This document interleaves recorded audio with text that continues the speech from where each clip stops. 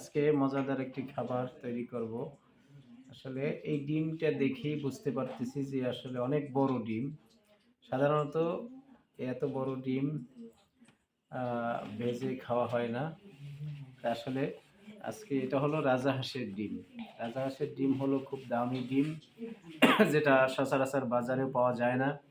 আলহামদুলিল্লাহ আল্লাহর নিয়ামত। আল্লাহ তাআলা আমাদের হাসে পেরেছে।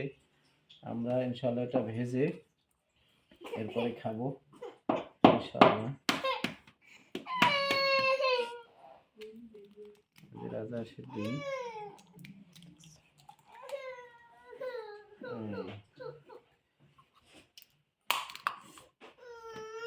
একটু বাইরে ফেলো।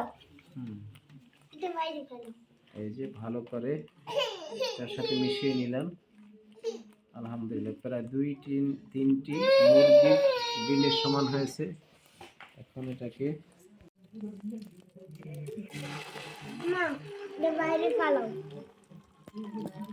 ডিম ভাজা হয়ে গেল।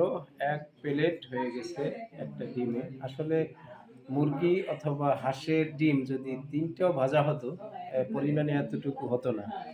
তো আলহামদুলিল্লাহ রাজাহাঁসের ডিম এটা আসলে খাবার চাইতে কিন্তু এখনই অনেক মজা বেশি। আল্লাহর শুকরিয়া আদায় করি যিনি আমাদেরকে নিজের